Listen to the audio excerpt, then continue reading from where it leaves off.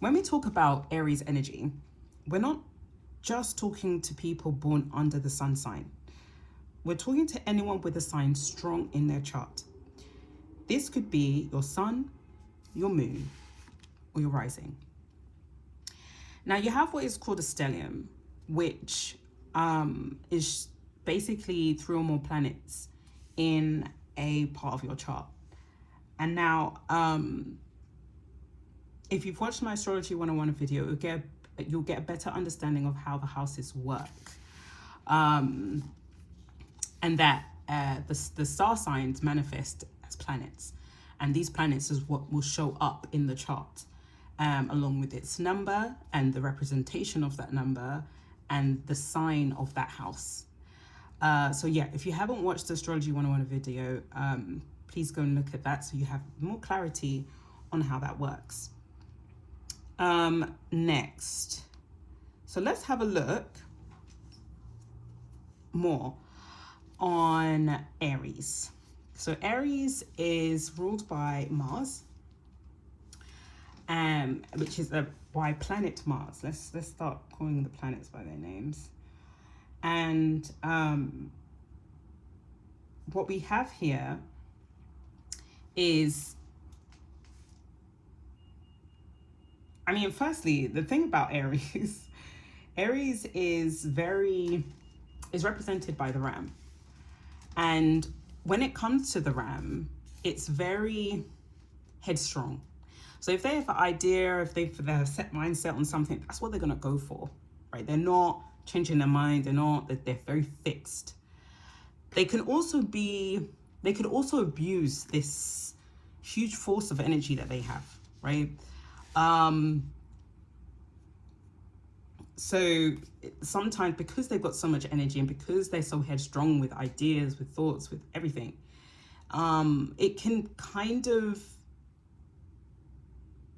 because how do I say, because they remind me of like children. They're the baby of the zodiac, right? And even though they have this boisterous behavior, personify it, one as the ram, the animal, and then also as like a boy child. Not all boy children, but there are some boy children who, when they want to make friends, they start play fighting, or this is how they connect, right? So yeah, if you're in a relationship with a Pisces or you're close with the Pisces, you will find this attribute about them. They will play fight, they will push, they will be, they will act in certain ways. Now, of course, we're looking at Aries energy in its purest form, okay? People who are Aries might be like, oh, I'm not like that. And you might have something that alchemizes it or softens that, the fire in your chart. So speaking of fire, Aries is a fire sign. And so therefore it has fiery attributes. And these attributes can, I don't know, I find Aries very interesting because they don't come across as, they're interesting. I don't know. They do come across as fire, but not at the same time. Like Sagittarius, I'm like, yeah, that's a fire sign. I guess the fire rests because of the kind of bullish behavior, but it's more in its extreme sense, right? So, but they are someone, if they alchemize that energy for good, they can get things done, because that force, that riot inside them is very powerful. But unfortunately, sometimes, not all Aries, and sometimes that's why they get a bad rap, because for being maybe provoking or pushing things too far, when it comes to maybe play fighting or provoking or saying mean things, they maybe push it too far and they don't know when to stop. And if they don't have the type of person that gets it, or gets that they're not really, what they're doing is not like too personal, someone could be annoyed. However, bearing in mind, there are attributes where they are actually pushing the envelope because they're simply bored. They're bored and they want something to do, and because they are not taking the initiative to because they need to do sports. They need to be active. That extra excess energy, they need to. So any like high level sports that allows you to really get some of that energy off. So again, the Aries energy, if that's in anywhere in your chart, right? When you hear people say, you know, you might have this part in your chart or that part chart, hopefully I think they mean it's more about the strength of that, if you have something strong in your chart. Right, so it's also in the first house. So the first house is number 1, right? So it shows leadership. So if Aries wanted to, they could be leaders. In autopilot, because I like to say autopilot, because some people don't really utilize the energies that they the qualities that they already have, maybe because they don't know or things like that. This is why astrology is quite cool, you know. And they could go in autopilot, like maybe they may be in charge of like something really small, right, by default, but primarily they don't want to be told what to do. They want to kind of do their own thing. So, you know, entrepreneurship is really up their street. Sales, because it's really bullish, it's really quick, it's really like, yeah, you want to do this, blah, blah, blah, blah. It's kind of giving that, you know. So they could be really good in those areas.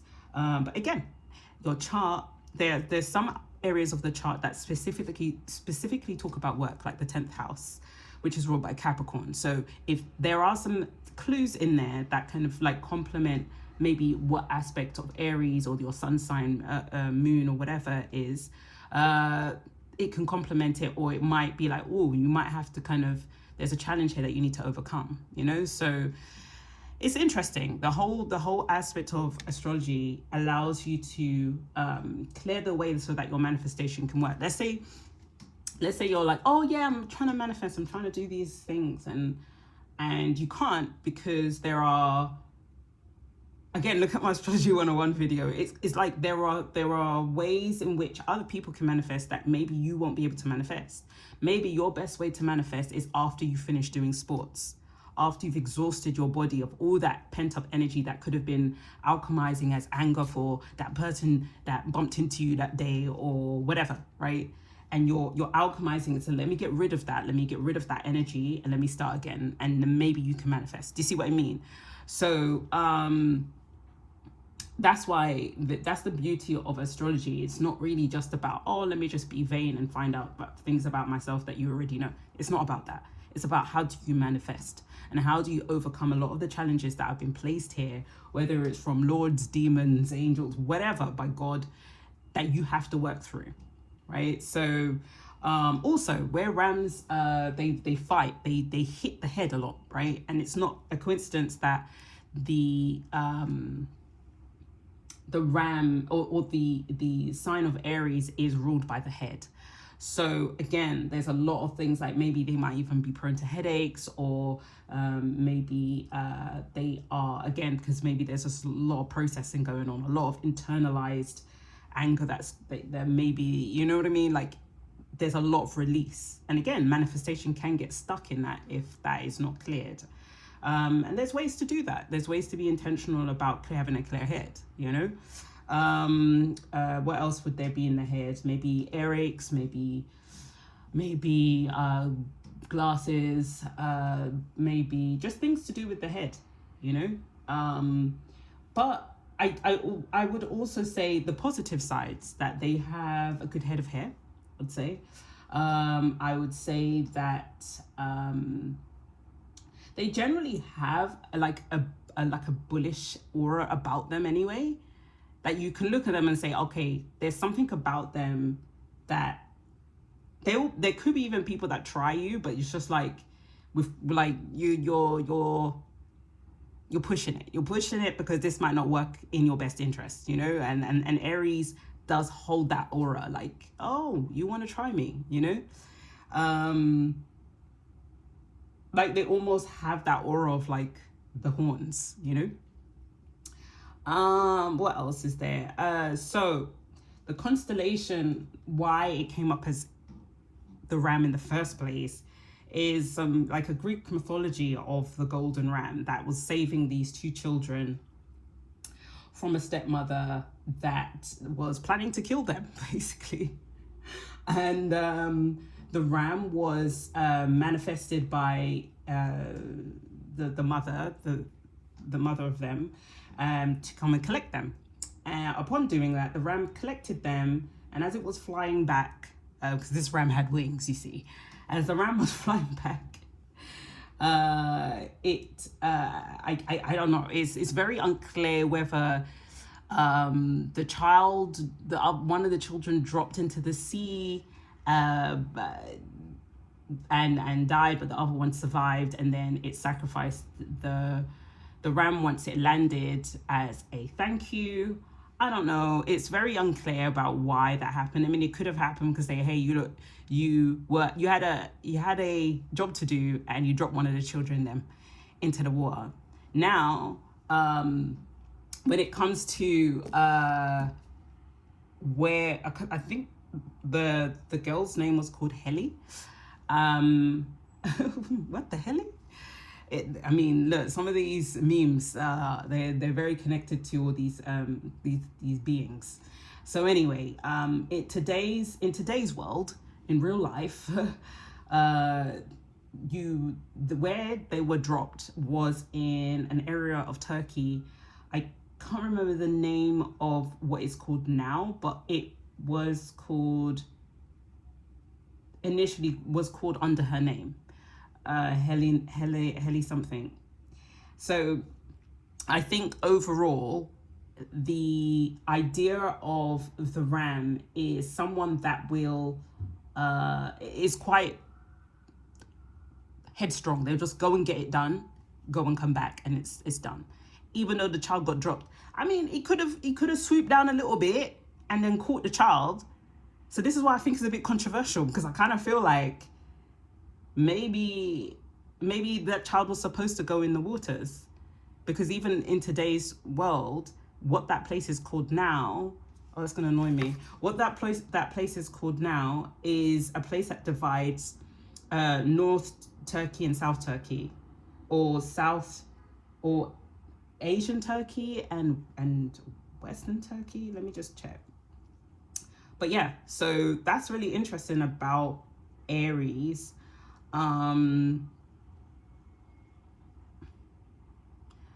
Yeah, let me just check, because I want to know what it's called now.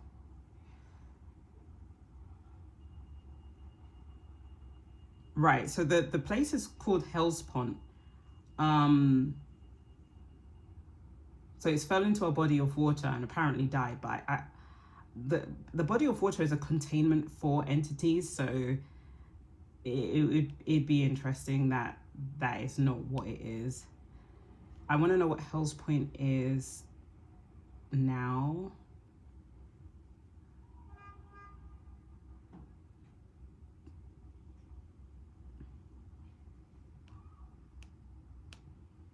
Hell's Point.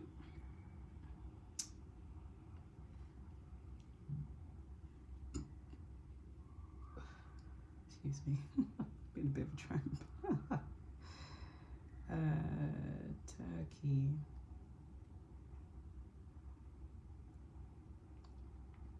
Okay, so it's called Dardanelles. So yeah, it's a divider. So it's very interesting that in today's world, it is used as a border of some sort, or it shares some sort of it allows a connection for different areas of Turkey. It's interesting. But yeah, that's what the ram was. That's the ram's story, basically. And I think the ram could have swooped up and picked up Heli. Heli falling down saying, "What the hell?" Anyway, so right. Let's talk about the people who, like celebrities, stars, right? Ironically, they're called stars. We have Spike Lee, March 20th, Akon, April 6th, Pharrell, April 5th, Eddie Murphy, April 3rd, Chance the Rapper, April 16th, Jill Scott, April 4th, Maya Angelou, April 4th, Maya Carey, March 27th, Halle Bailey, March 27th. that's just reminded me of something. So, um, Aries can come across as though they're unproblematic because they're never like in the spotlight for anything. Like, oh, this happened, or I do feel like they have mastered the art of illusion, and they will play on it. They would, let's say they do something bad, and if they will come in your face and say that they haven't done what they've done, because they've understood that their conviction can be as strong as their bullish nature. So on the probably not so positive side, they can hide behind this natural veil or natural ability they have to kind of hide behind the scenes, which as a fire sign is very skillful to do, because fire signs are in your face, they're there, you know. So the fact that they've been able to alchemize that. So if you're born under this sign, like I've heard some really strange things when it comes to Mariah Carey. I've heard some strange things when it comes to who else? Perhaps Spike Lee, Akon, and or even Eddie Murphy. But they never, nobody, if light is shed on them, it's very quick and it's gone. Like it doesn't hang around. So I think that's a gift and a curse in a way, like, because maybe if they want to be heard for something, they might not be able to get it. And I think that's why, even though there are rules and even though there are blessings under certain signs, it's about how you alchemize it and if you're doing it accordingly, because the rules are the rules. So I find it interesting that you see, Mariah Carey and Halle Bailey, they're born at the same time and their voices are very soft, very light. So I would say that they exist in different energies when it comes to how they come across. Again, I think they hold a level of illusion. I would say Aries works well with Gemini, and they work well with, I would even say, dare I say it, unconventionally, Scorpio, but maybe like as like working together, not necessarily as a relationship, but Gemini probably a relationship because they can deal with the mind games. In a work setting, Scorpio could probably deal with the mainly possible mind games. But yeah, I think Gemini and who else would work?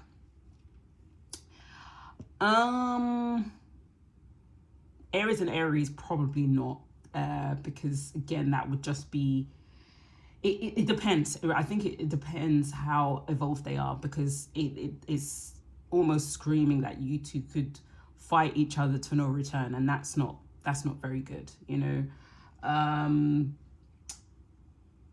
I would say Sagittarius. They're quite, yeah. I would say Gemini and Sagittarius would be their best bet, in terms of compatibility.